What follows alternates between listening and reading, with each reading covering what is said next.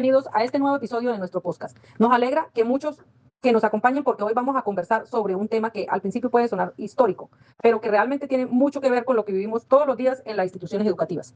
Cuando empezamos a preparar este trabajo, nos dimos cuenta de que muchas veces vemos la escuela como algo que siempre ha existido igual, con profesores, estudiantes, horarios, cuadernos, evaluaciones y salones de clase. Pero la realidad es muy diferente. La escuela que conocemos hoy es el resultado de muchos cambios, de decisiones políticas, de debates y hasta de conflictos que ocurrieron hace muchos años. Por eso quisimos que este espacio fuera más una conversación que una exposición. La idea es compartir las reflexiones que nos dejaron las lecturas de esta unidad y preguntarnos qué tanto de esta historia sigue presente en la educación colombiana.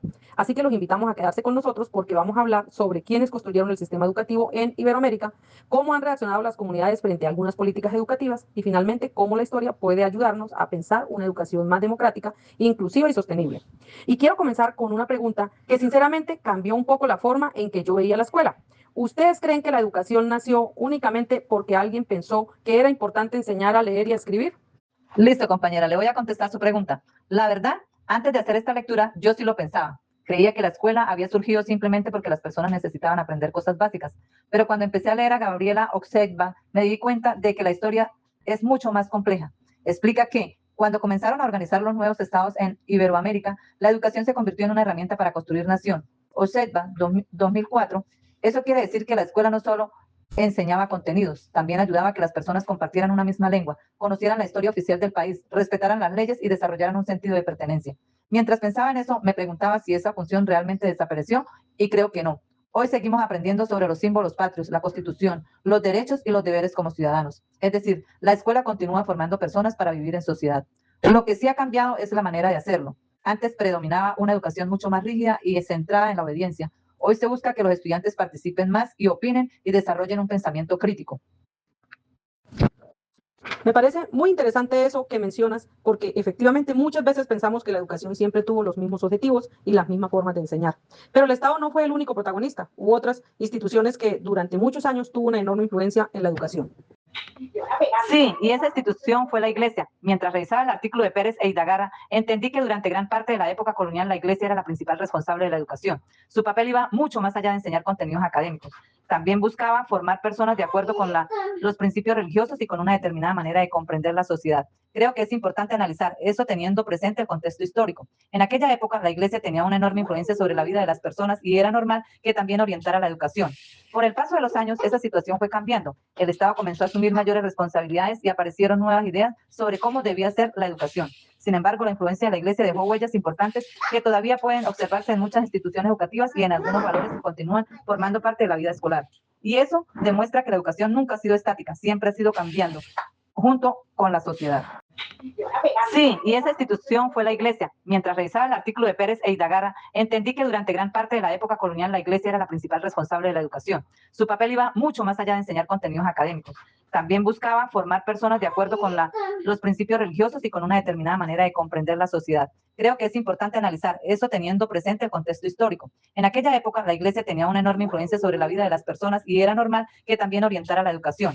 Por el paso de los años, esa situación fue cambiando. El Estado comenzó a asumir mayores responsabilidades y aparecieron nuevas ideas sobre cómo debía ser la educación.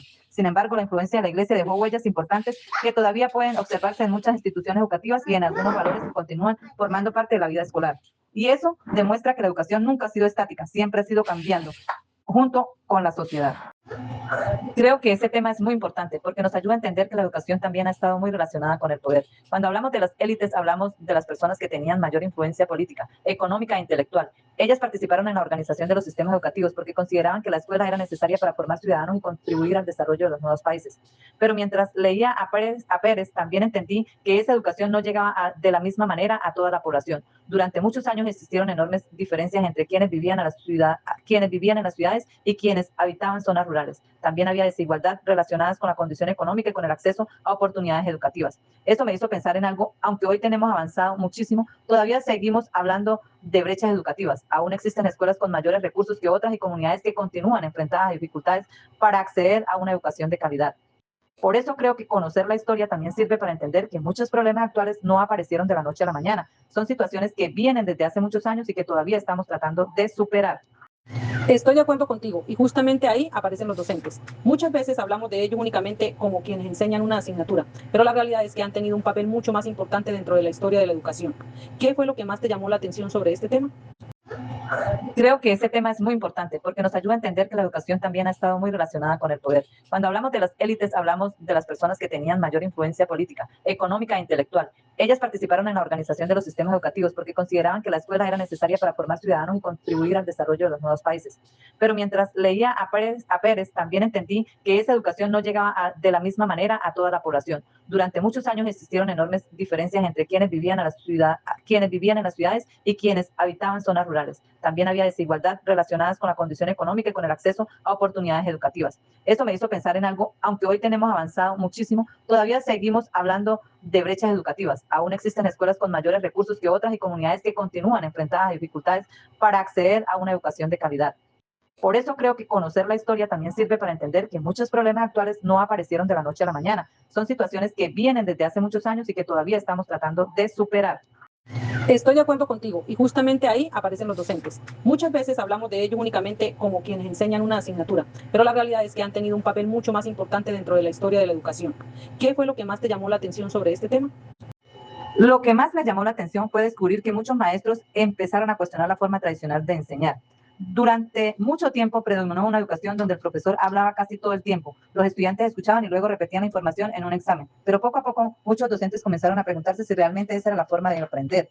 Ahí es donde aparece la pedagogía crítica. Maldonado explica que la educación debe ayudar a las personas a comprender la realidad, a hacer preguntas, dialogar y desarrollar pensamiento crítico. Esa idea cambia completamente el papel del docente porque deja de ser alguien que simplemente transmite información y pasa a convertirse en una persona que acompaña a los estudiantes para que construyan su propio conocimiento. Mientras leía ese texto pensaba que esa propuesta sigue siendo muy actual. Hoy los estudiantes tienen acceso a muchísima información por internet y por las redes sociales. Entonces el reto ya no es únicamente enseñar contenido, sino enseñar a analizar esa información, a diferenciar lo verdadero de lo falso y a formar criterios propios. Y precisamente esa reflexión nos lleva a otro autor que también nos dejó una idea muy interesante. Henry Giorus plantea que la escuela no debería limitarse a preparar personas para aprobar exámenes o conseguir un empleo.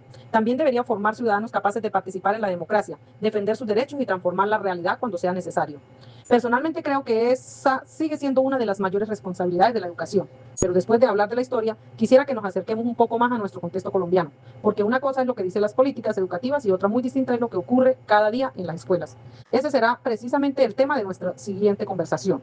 ¿Qué mecanismos de resistencia o reinterpretación se han desarrollado en Colombia por parte de comunidades docentes o estudiantes frente a políticas impuestas?